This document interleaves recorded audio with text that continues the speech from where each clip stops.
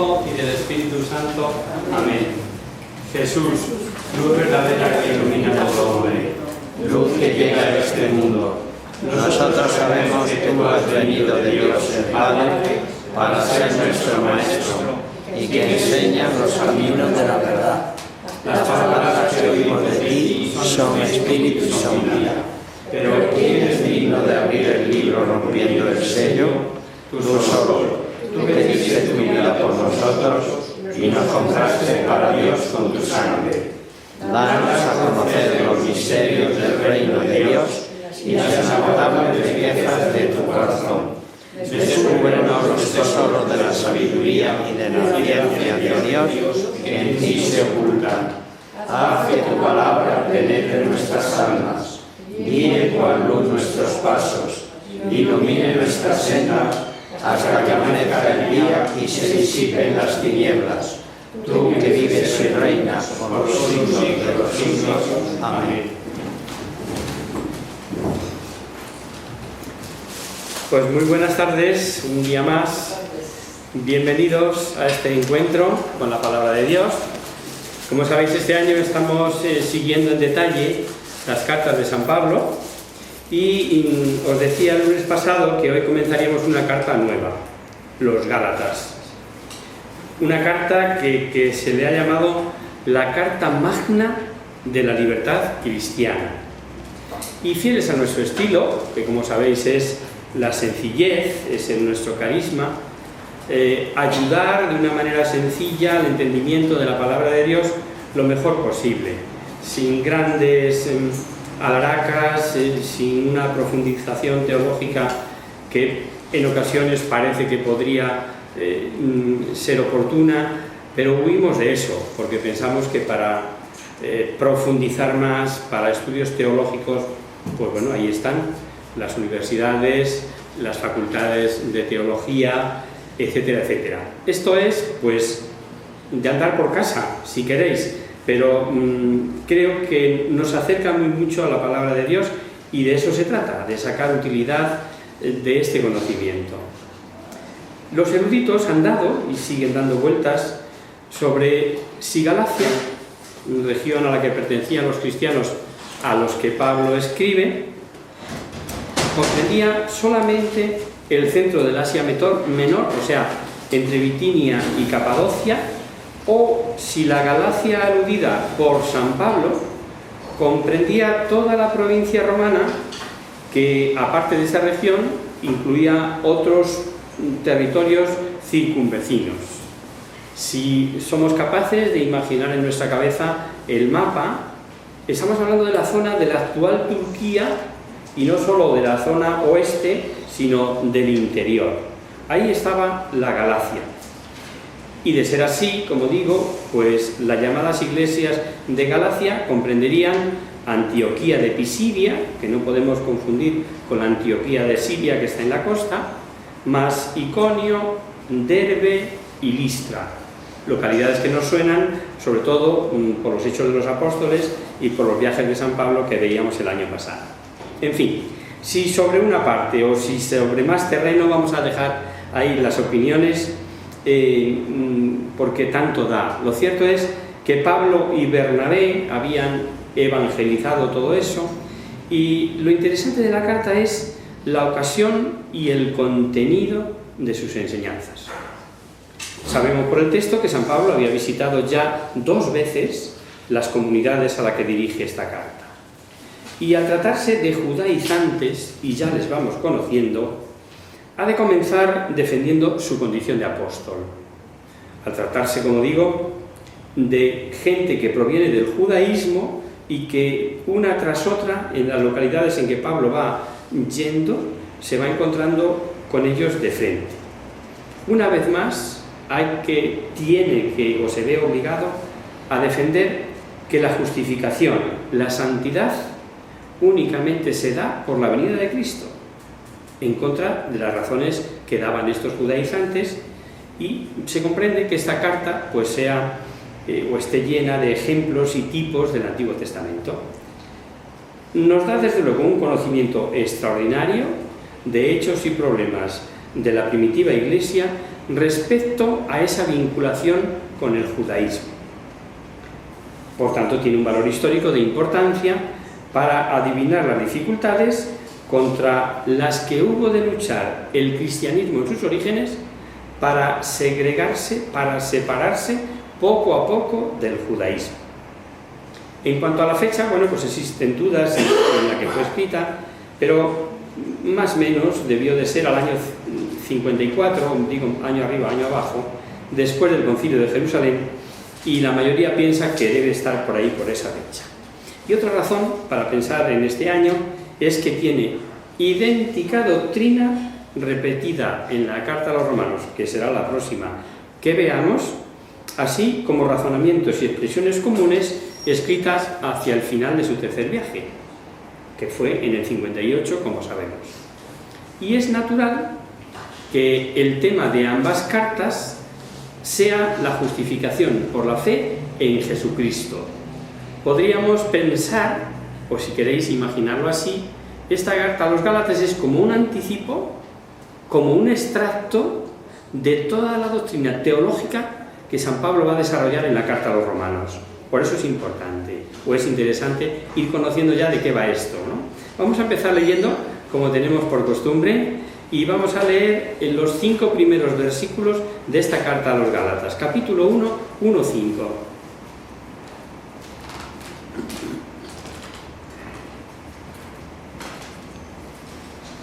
Pablo, apóstol no de hombres ni por hombres, sino por Jesucristo y por Dios Padre, que lo resucitó de entre los muertos, y todos los hermanos que conmigo están, a las iglesias de Galacia. La gracia y la paz sean con vosotros de parte de Dios Padre de nuestro Señor Jesucristo, que se entregó por nuestros pecados para librarnos de este siglo malo, según la voluntad de nuestro Dios y Padre, a quien sea la gloria por los siglos de los siglos. Amén. Muchas gracias. Les desea gracia y paz, como es su costumbre, y que encontramos en la mayoría de sus cartas. Y hace resaltar su condición de apóstol. No por hombres, ni por mediación de hombres, dice, sino por Jesucristo y Dios Padre. Y cómo no, al referirse a Jesucristo, en 3 palabras les dice todo. Se entregó por nuestros pecados para librarnos de este mundo malo, de este mundo perverso, y por voluntad de nuestro Dios y Padre. Fue elegido directamente por Jesucristo, al igual que eligió a los otros 12, y veréis que ya nos va resultando natural ver cómo San Pablo, en tantas ocasiones, y le sale de manera espontánea, Jesucristo igual al Padre.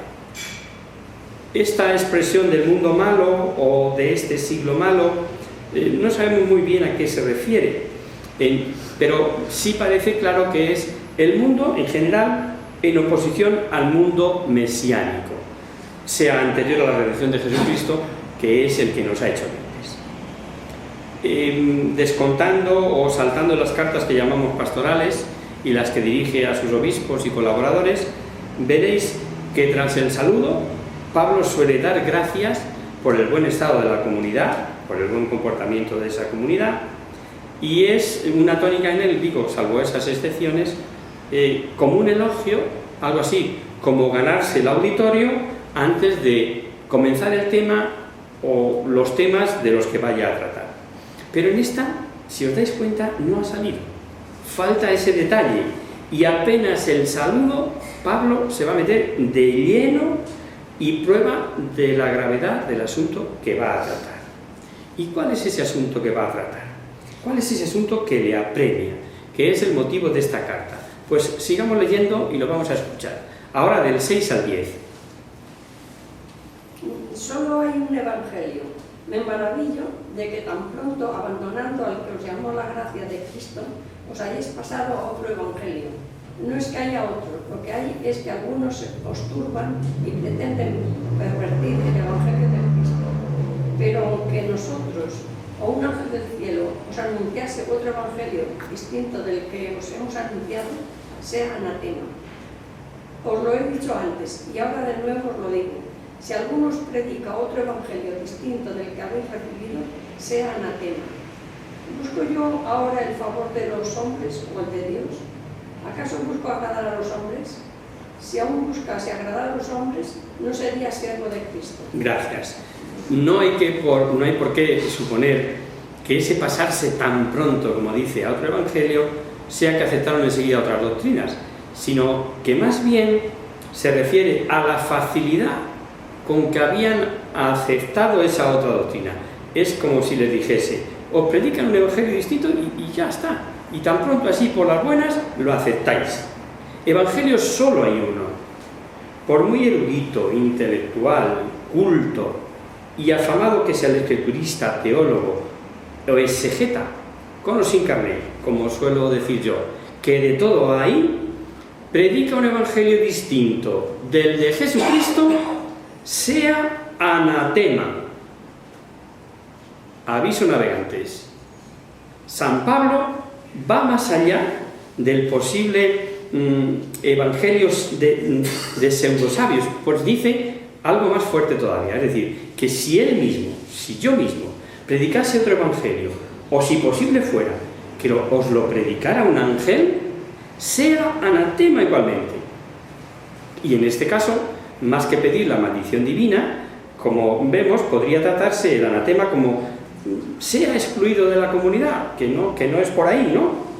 Una importante enseñanza se desprende de lo último o del último versillo que hemos escuchado, de lo que se ha leído. La verdad revelada no está sujeta a libres interpretaciones. Si Pablo advierte que con su predicación no busca el favor de los hombres, es que hay predicaciones que gustan a los hombres. Y esa puede ser la razón del éxito parcial que se puedan encontrar en un principio. Y esa puede ser también la razón de que cambien tan pronto de verdades. Ya lo hemos dicho muchas veces y yo creo que no es necesario insistir. Y no es que Pablo no desease que con su predicación agradar al auditorio.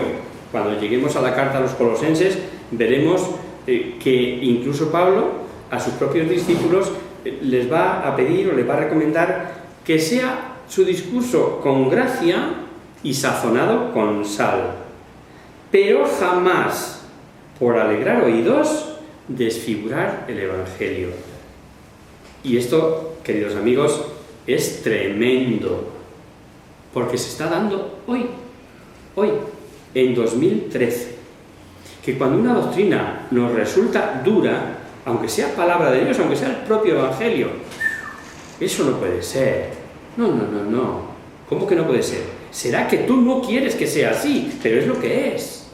Y no se nos está permitido desfigurar para nada, ni endulzar, ni edulcorar, ni adulterar la palabra de Dios, porque no es nuestra. Así, de sencillo. Somos simples transmisores, ¿no?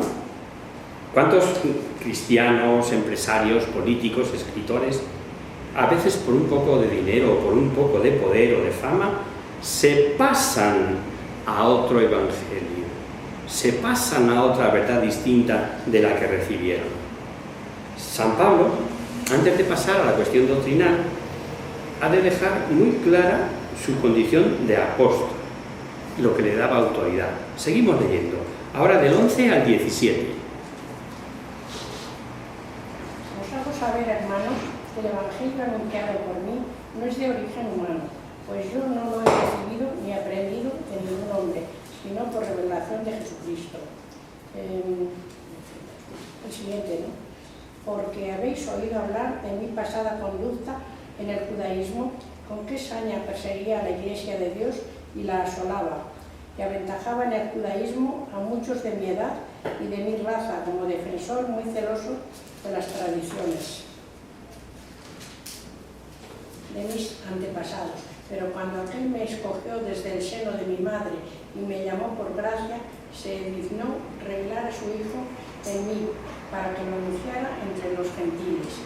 No consulté con hombres ni subí a Jerusalén a ver a los apóstoles anteriores a mí, sino que enseguida me fui a Arabia y volví a Damasco. Y volví nuevamente a Damasco. Vamos a desarrollar esto un poquito, porque además lo que se nos ha revelado, lo que acabamos de escuchar, es de suma importancia.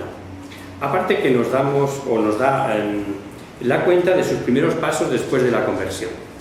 Porque dice, os hago saber, hermanos, que el Evangelio anunciado por mí no es cosa de hombres, pues yo lo recibí del propio Jesucristo.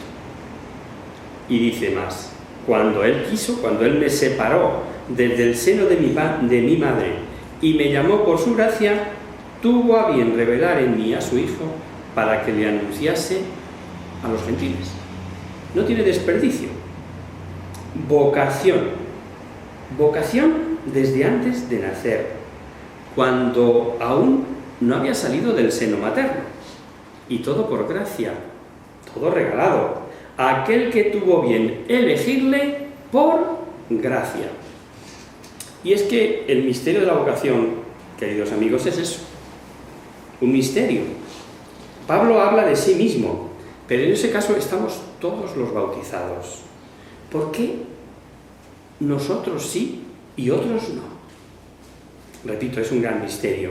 Pero no olvidemos que elegidos desde la eternidad, si lo somos, es por gracia. Y para que esa elección quede claramente que es por pura gracia, les cuenta, les recuerda todo lo que él fue. Y además se ve que lleva como clavada la espinita de su anterior conducta.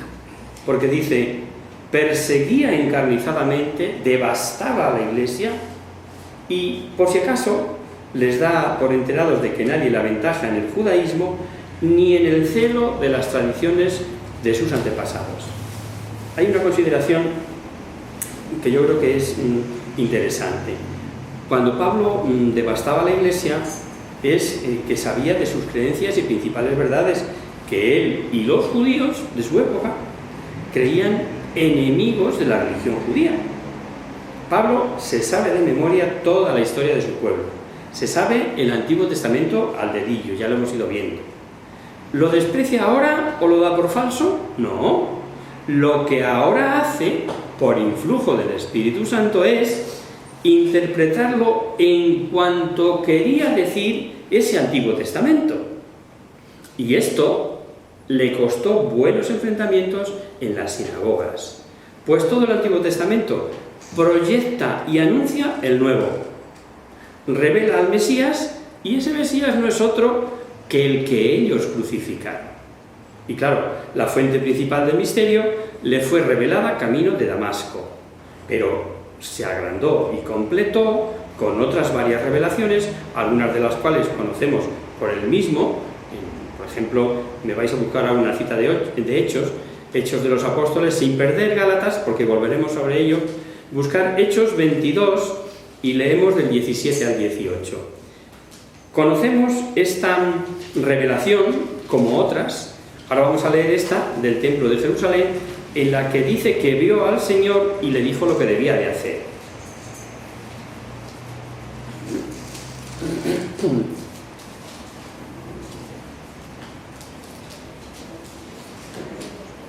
¿Lo tenemos? ¿Cuál era? Hechos 22, del 17 al 18. Cuando volví a Jerusalén, orando en el templo tuve un éxtasis, y vi al Señor que me decía, date prisa y sal pronto de Jerusalén, porque no recibirán tu testimonio acerca de mí. ¿Veis? También, cuando relata su conversión ante el rey Agripa y el procurador Festo, reveló que Jesús le dijo que le haría testigo de lo que vio y de lo que te mostraré aún. Elegido, como hemos dicho, separado desde el seno materno, su conversión sabemos que fue más o menos hacia el año 36, para que no se nos olvide, yo siempre digo 3 años después de la muerte de Cristo, el 36. Cuando el mártir Esteban, sabemos que él era joven y que estuvo guardando las ropas de los que le apedreaban a Esteban. Los mantos los depositaron allí a los pies de Saulo, de Pablo.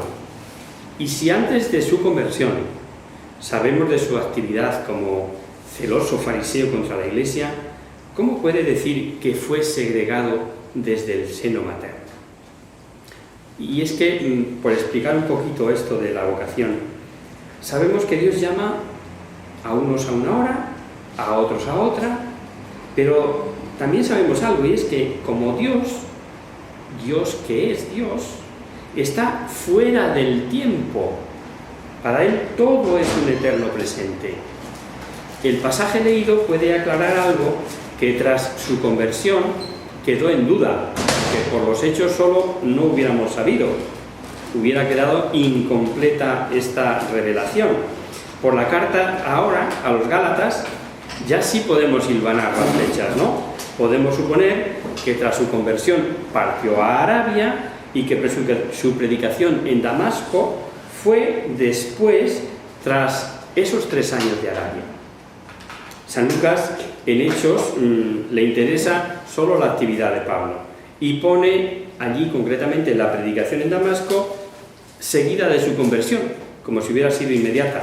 Gracias a esta carta sabemos o tenemos la información completa.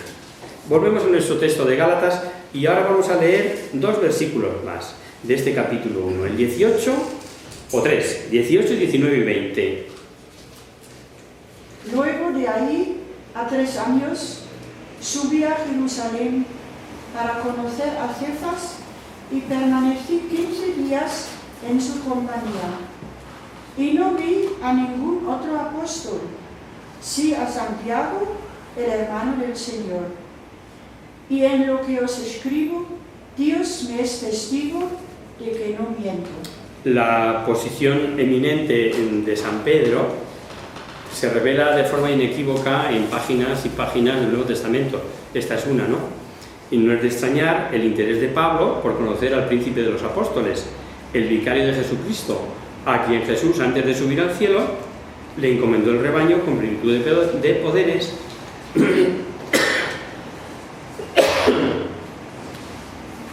y la misión de confirmar la fe.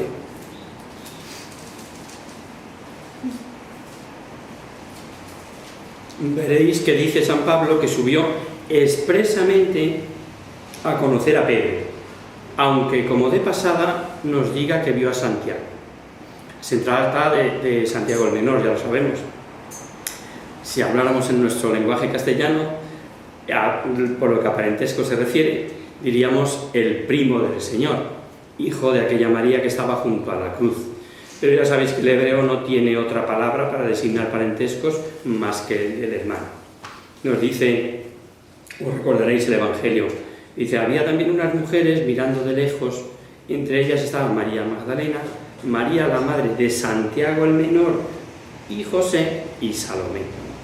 Y por pasaje paralelo de San Juan, sabemos que esta María, madre de Santiago, era pariente a su vez de María la madre de Jesús. Por tanto, parientes, primos solemos decir, ¿no?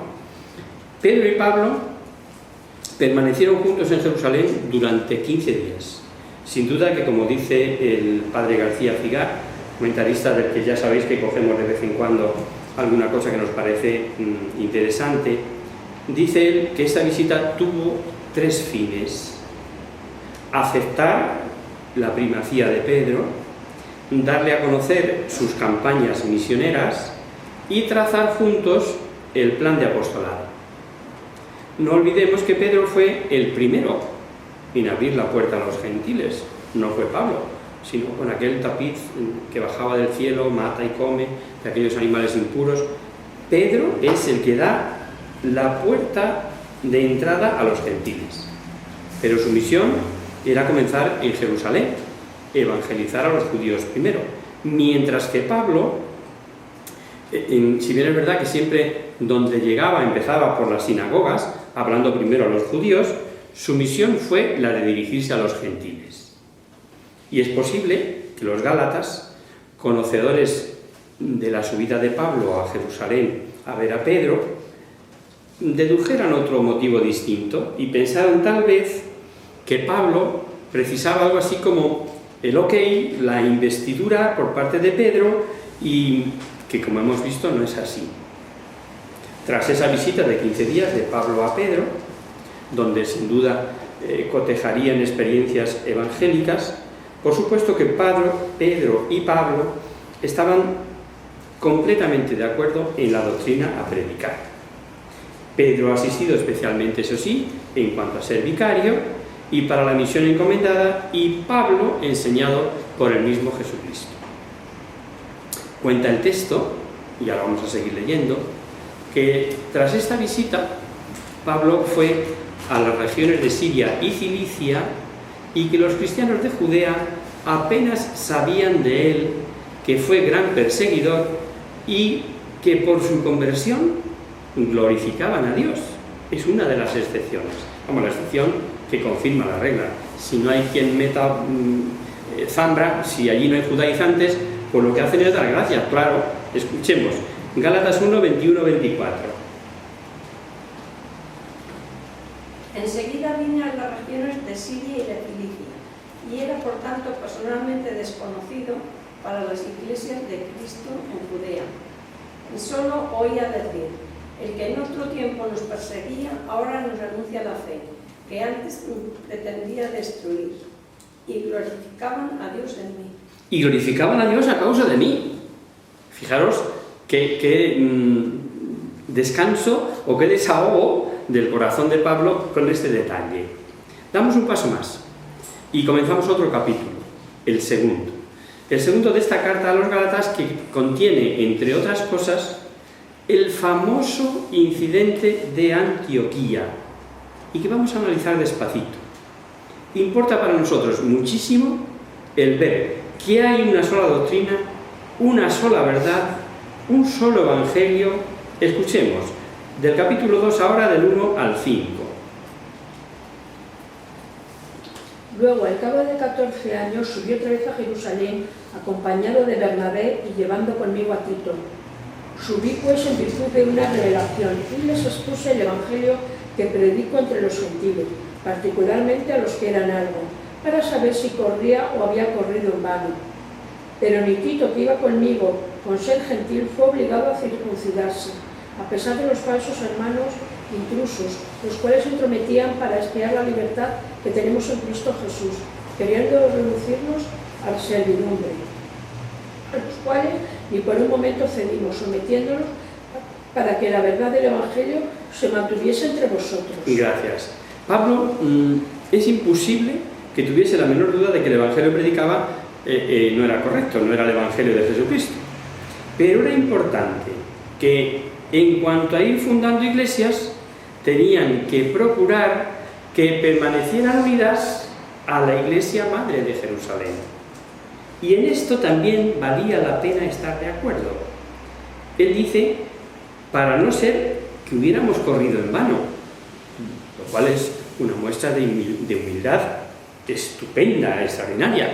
Parece que no sabemos si por rizar el rizo, algunos como Tertuliano y también algunos comentaristas modernos admiten que ese no sea que hubiera corrido en vano la posibilidad de que Pablo buscase como una pública seguridad y no al lugar. Pero creen la mayoría, que los que así opinan, que lo hacen más por avalar la doctrina eclesial de que las revelaciones personales no deben servir, sino son avaladas por la Iglesia. Y esto es importante, distinguir las revelaciones particulares de la revelación oficial de la Iglesia, porque nos podemos encontrar con cacaos por ahí de mucho cuidado, ¿no? Que ha dicho no sé quién, por muy santo y muy bueno que sea, ¿está en sintonía con lo que la Iglesia de Dios predica? Ole, ok. Y además es que es así, porque lo demás se desvanece solo. Ahora, pues pronto vamos a celebrar el día de... comenzará pronto la novena de Cristo de la Misericordia, y algunos pues ponen a Santa Faustina Kowalska como, sí vale, pero es una revelación particular acerca de la misericordia. ¿Sintoniza con el Evangelio? Ole, chapó. Si no, no nos vale para nada. Esto que nos quede claro.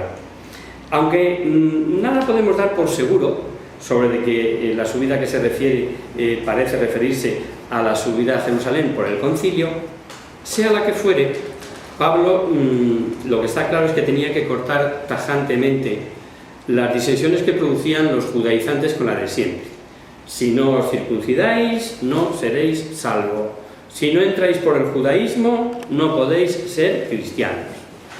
La unidad de la Iglesia estaba en peligro, por lo que Pablo no podía ceder.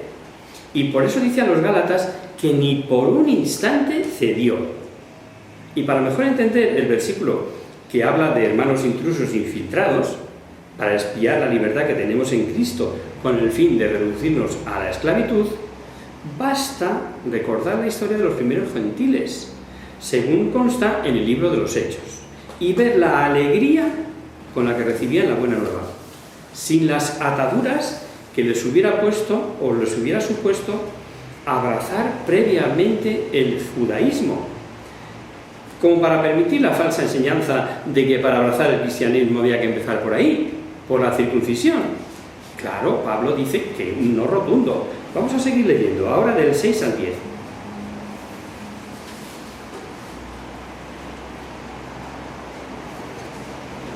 Otra voz, venga. En cambio, de parte de los más cualificados, los que fueran o dejaran de ser entonces no me interesa. Que Dios no tiene No se oye nada, no se oye. Un poquitín más alto, por favor. Tiene acepción de personas. Los más representativos no me añadieron nada nuevo. Todo lo contrario, vieron que se me ha encomendado anunciar el Evangelio a los incircuncisos, los mismos que a Pedro, a los circuncisos, pues el mismo que capacita a Pedro para su misión entre los judíos, me capacita a mí para la mía entre los gentiles. Además, reconociendo la gracia que me ha sido otorgada, Santiago, Cefas y Juan, considerados como columnas, nos dieron la mano en señal de comunión a Bernabé y a mí, de modo que nosotros no dirigiéramos a los gentiles y ellos a los circuncisos. Solo nos pidieron que nos acordáramos de los pobres, lo cual he procurado cumplir. Efectivamente, y además con esmero, con diligencia. Como veis, califica de notables, aunque dice bien claro que en Dios no hay acepción de personas. Pero, por si alguno piensa otra cosa, advierte que nada nuevo le impusieron. ¿Quién iba a poner peros al evangelio que él predicaba, si además en cuanto a doctrina no podía predicarse otro evangelio? Sin embargo, sí quiero llamar la atención de esto de no hace acepción de personas. Esto, vamos, Jesucristo en el evangelio lo vemos de continuo, pero el hecho de que esté puesto por escrito es relevante. A veces nosotros, los pobres humanos, sí hacemos acepción de personas. Que mira que pintas, que no sé qué. Y empezamos seleccionando. Pues no, el Señor no hace ninguna distinción, no hace acepción de personas. Una interpretación ciertamente interesante es que Pablo, al decir de los notables, que no me importa lo que fuesen, se refería a que en principio entre los judíos al menos se les tenía como de origen y profesión humilde, pero que eso era cara a la misión, y eso qué importa. Se ve que en la planificación que hicieron y que se dieron las manos en sentido de amistad, esto dice que se tendieron la mano con los que eran las columnas de la iglesia, como que se repartieron las tareas, ¿no? Y aprobaron que Pablo y Bernabé se dirigieran a los gentiles y los demás a los circuncisos. Bueno, el verbo lo entendéis, es decir, los judíos que eran circuncidados y los gentiles no circuncidados. Pero esta distinción era más, quizá, y así parece por el seguimiento de la tarea apostólica, que lo que hicieron fue repartir territorios, o sea, lugares geográficos. O sea que Pablo y Bernabé, por el hecho de que habían destinado a los gentiles, no dejaron de tratar a judíos, ni los de Jerusalén, ni los tenidos por columnas de la iglesia, como dice él, empleando esas palabras, tampoco excluían de su predicación a los cristianos procedentes de la gentilidad. Hasta que se dispersen ya por Judea y, bueno, todo el mundo ya será igual. Eso fue un núcleo inicial, pero desde que el cristianismo se extiende por Asia Menor y Europa ya no hay territorio que valga. Y recordemos que Pedro, con la interpretación aquella de Hechos de Mata y Come, fue el que dio entrada a los gentiles en la iglesia, que ya os lo he dicho antes, pero por recordarlo, ¿no? Y asimismo, recordar que Pablo, cuando llegaba a los nuevos lugares de evangelización, empezaba por las sinagogas también, donde supuestamente había judíos y no por gentiles así por las buenas. O sea que, como digo, la exclusión o el reparto era más territorial que de doctrina. Vamos a leer 3 versículos que pueden ser de los más traídos, sí, yo creo que sí, nos va a dar tiempo a comentarlos, traídos y llevados sobre todo por herejes, racionalistas y por no pocos hermanos separados, y que se conoce como el incidente de Antioquía, como os anticipaba al comienzo. Vamos a leerlo. Gálatas 2, del 11 al 14. Mas, cuando vino Cefas a Antioquía, me enfrenté con él cara a cara, porque era digno de reprensión. Pues antes que llegaran algunos del grupo de Santiago, comía en compañía de los gentiles. Pero una vez que aquellos llegaron, se le vio recatarse y separarse por temor de los circuncisos. Y los demás judíos le imitaron en su simulación, hasta el punto de que el mismo Bernabé se vio arrastrado por la simulación de ellos. Sí. ¿Los 3? Sí, la otra también. Pero, en cuanto vi que no procedían con rectitud, según la verdad del Evangelio, dije a Cefas en presencia de todos: si tú, siendo judío, vives como gentil y no como judíos, ¿cómo fuerzas a los gentiles a judaizar? A judaizar, efectivamente, hasta ahí. Oído esto, ríos de tinta, que no hay un solo papa, que hay bicefalia, que desde el principio hubo 2 que manejaban el asunto, etc., etc. Veamos. Pedro había bajado a Antioquía. Desconocemos el porqué, pero el hecho histórico es que estaba allí. Y naturalmente no tuvo inconveniente en comer tranquilamente con los gentiles, con los cristianos de origen pagano, ¿se entiende?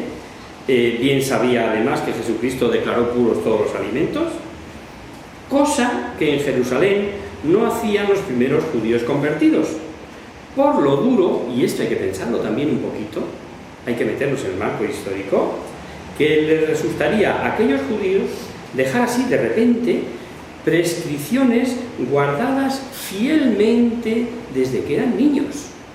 Esa era su situación. Postura obligada por la caridad en los 2 casos. Ni la comida y bebida es el reino, como dirá el Pablo, ni hay por qué violentar a judíos convertidos en cosas que nada tienen de malo ni van contra la buena norma. Además, que un judío hecho cristiano siguiese observando ciertas prescripciones de la ley mosaica no estaba por entonces prohibido por el cristianismo. Segundo, o siguiente paso.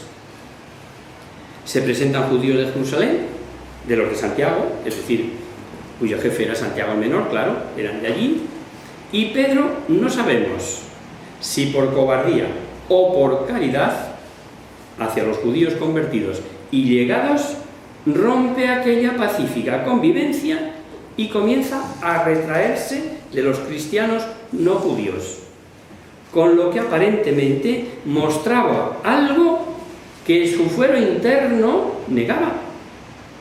Naturalmente a Pedro, dada su autoridad, le siguen otros judíos de allí en Antioquía, que antes de la llegada de los que venían de Jerusalén, comían, obraban como Pedro en convivencia con los cristianos de origen gentil. Y por si fuera poco, el amigo de Pablo, y ya que nos es súper conocido, el santazo Bernabé, va y sigue los pasos, hace otro tanto, y no lo había hecho nunca en los viajes misionales con Pablo. Conocido el hecho histórico, ¿somos capaces de meternos en las tripas de Pablo? ¿De deducir lo que Pablo sintió?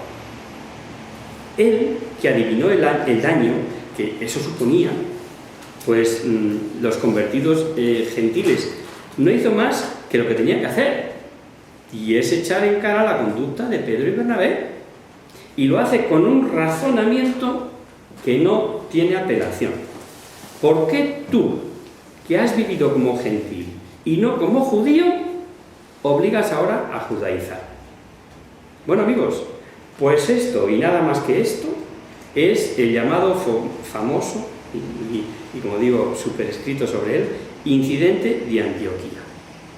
Y hemos de tener en cuenta una cosa, objetivamente y desde fuera. No fue un problema de doctrina, no fue un problema de fe, sí fue un problema de conducta. Primero, sabemos que el Espíritu Santo asiste a Pedro, excepcionalmente, pero en cuestiones de fe, no en problemas de conducta. Amén, como he dicho, que desconocemos la intención del por qué obró así Pedro. Segundo, aunque desconociera Pablo la intención de Pedro y Bernabé, claro que tuvo que salir en defensa de los gentiles para evitar que sufrieran daño ante esas conductas, y lo califica obviamente de reprensible. Tercero, cuarto, ya no sé por dónde voy. En otras ocasiones, el mismo Pablo no se negó a aparecer como judío, fiel cumplidor de la ley, y se une a 4 jóvenes que habían hecho voto de nazierato. Incluso sabemos que creyó más conveniente circuncidar a Timoteo, aunque no tenía por qué, pero para evitarse problemas en las sinagogas y tal y cual, pues no tenía por qué, y él sabía que no tenía por qué circuncidarlo, pero por lo práctico circuncida a Timoteo.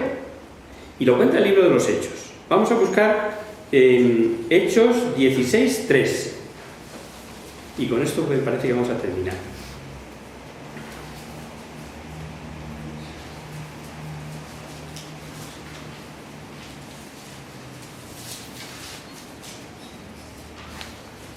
Hizo Pablo que se fuera con él, y tomándole le circuncidó a causa de los judíos que había en aquellos lugares, pues todos sabían que su padre era griego. Claro, Timoteo era hijo de mujer judía, creyente, y de padre no judío, de padre griego.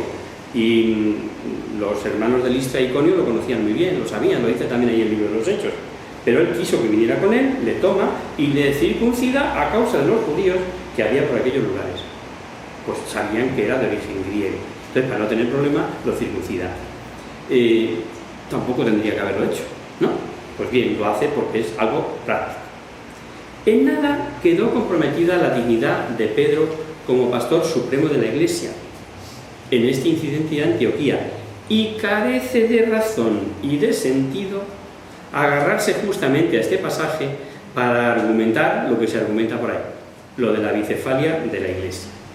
Y el final del capítulo 2, tras el incidente de Antioquía, recoge algunas de estas revelaciones que nos muestran la grandeza de lo que Pablo siente, vive y predica. Frases como estoy crucificado con Cristo, ya no vivo yo, es Cristo que vive en mí, aunque, etcétera, ¿no? Mejor, como es bonito y yo creo que conviene desarrollarlo con calma, lo dejamos para el próximo día, si os parece. Rezamos a la Virgen.